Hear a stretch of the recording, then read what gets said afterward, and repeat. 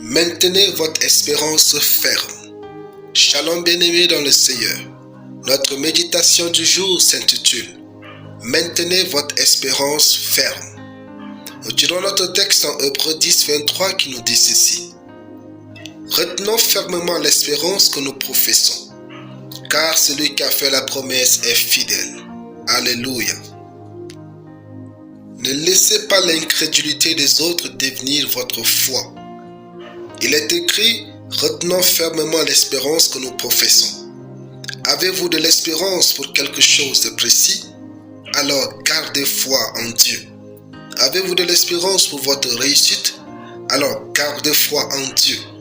Avez-vous de l'espérance pour la réussite de vos enfants et de vos projets? Alors gardez foi en Dieu. Si vous perdez votre espérance, vous perdez aussi la promesse de Dieu. Si vous perdez votre espérance, vous perdez aussi la chose qui permet à Dieu de vous manifester sa fidélité. Notre verset dit, celui qui a fait la promesse est fidèle. Si vous croyez fermement, vous verrez de quoi Dieu est capable. Quand Marthe voulait douter de la puissance de Dieu, Jésus lui dit, ne t'ai-je pas dit que si tu crois, tu verras la gloire de Dieu? Le fait que Dieu n'utilise pas vos méthodes pour accomplir sa parole dans votre vie ne signifie pas qu'il n'agit pas en ce moment. Espérez en Dieu. Parfois, vous pouvez être tellement en avance par rapport aux autres que vous seuls croyez en ce que leur esprit est trop petit pour voir. Ainsi, ne vous attendez pas à être toujours compris pour ce que vous espérez ou croyez. Souvent, seule votre foi connaît la vérité. Croyez jusqu'au bout quand vous avez une espérance juste. Marchez au rythme de vos convictions et de votre espérance. Ce monde est trop petit pour dire ce qui est possible ou pas. Ayez une foi inébranlable.